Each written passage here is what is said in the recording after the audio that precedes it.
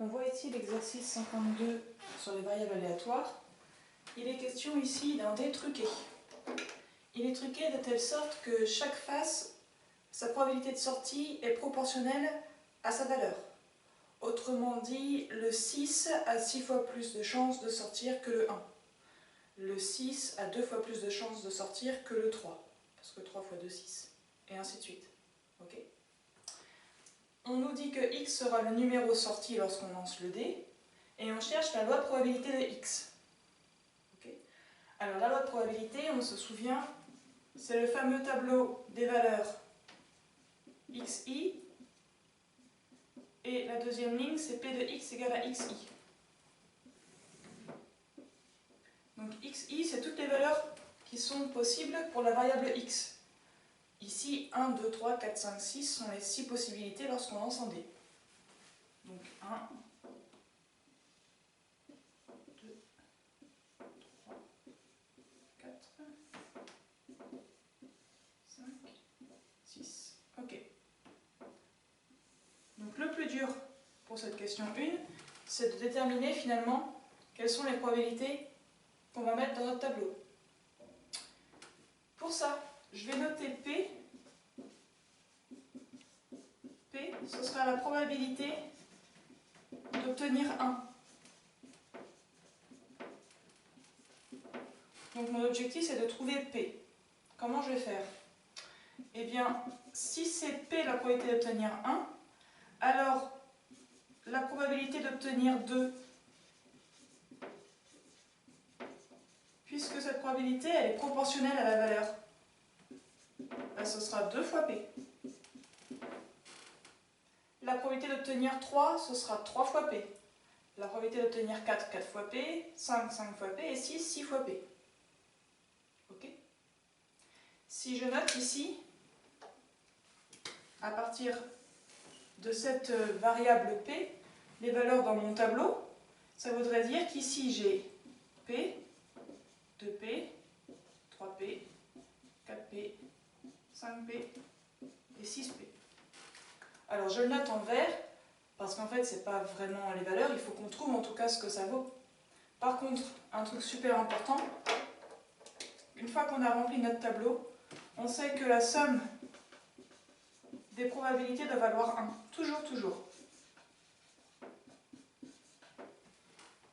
Et bien si je traduis ça avec mon tableau, d'ailleurs je vais mettre ici, sinon j'aurai plus de place, ça veut dire que la somme de P plus 2P plus 3P plus 4P plus 5P plus 6P, pas le choix, ça doit valoir 1. Ok. Là j'ai combien de P là? 1 et 2, 3 et 3, 6 et 4, 10 et 5, 15 et 6, 21. À gauche j'ai 21 fois P, qui doit valoir 1. Ok. Si je passe le 21, ici il y a un faux, on peut pas écrire, on peut l'écrire même en maths. Si je le passe à droite, ça veut dire que P est égal à 1 sur 21. Ok, ben, ça veut dire que je peux remplacer ici et mettre 1 sur 21. J'ai 2 fois plus de chances d'obtenir le 2 que le 1. Ici, ce sera 2 sur 21. 3 fois plus de chances d'obtenir le 3 que le 1. 3 sur 21. Et vous avez compris, bingo, je peux remplir tout mon tableau.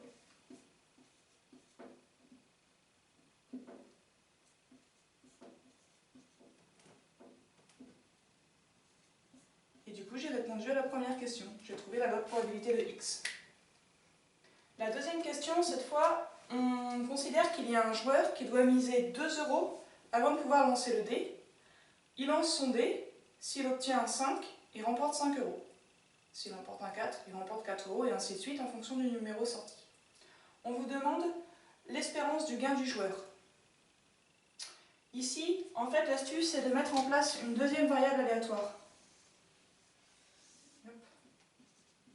Je vais l'appeler y. Je vais l'appeler... qu'est-ce qu'elle... Non, ce sera le gain du joueur. Voilà.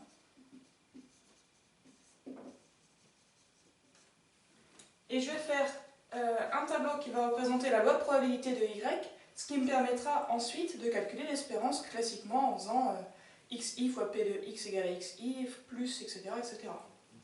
Ok, donc il me faut la loi de probabilité de Y. Alors, il est question d'un joueur qui lance un dé à 6 faces, donc il y a 6 possibilités. Admettons qu'il tombe sur 6, il gagne 6 euros, oui, mais il a dépensé 2 euros. Donc finalement, son gain, c'est plus 4 euros. S'il lance et qu'il obtient 5, il obtiendra 5 euros, mais il a misé 2 euros, donc 5 moins 2, finalement il remporte que 3 euros. Et ainsi de suite. Donc mon tableau, forcément, il a la même tête.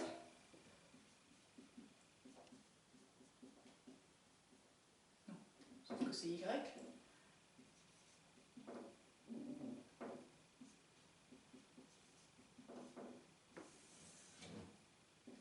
Et finalement, ici, mes valeurs, eh bien, ce sera, si j'obtiens 1, finalement, je vais perdre 1 euro.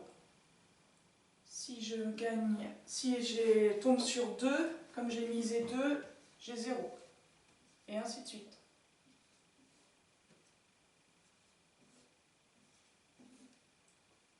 Ok. Donc il y a 6 possibilités. Quelle est la probabilité que mon joueur perde 1 euro? Eh bien, elle est égale à la probabilité d'obtenir un 1 quand on lance notre dé truqué. Autrement dit, c'est 1 sur 21. Quelle est la probabilité pour que mon joueur ne remporte rien? Il faut qu'il tombe sur un 2, autrement dit 2 sur 21, et ainsi de suite. Je n'ai qu'à recopier mes valeurs. Ici, ça fera 1 sur 21, 0 sur 21, pardon, n'importe quoi, j'ai dit que je recopie mes valeurs. Ici, 2 sur 21, 3 sur 21, et ainsi de suite.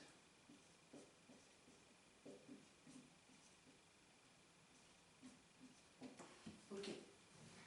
Et maintenant, pour calculer mon espérance, je fais la méthode classique.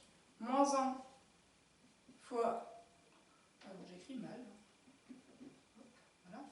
Moins 1 fois 1 sur 21, plus 0 fois 2 sur 21, plus jusqu'à 4 fois 6 sur 21. J'espère que vous voyez bien. Vous prenez votre calculatrice et vous trouvez 7 tiers. Alors je ne le fais pas de tête, hein. Là je triche et je l'ai fait avant. Donc E de Y égale à 7 tiers, oui mais Y représente un gain exprimé en euros. Donc on va aller mettre la valeur arrondie.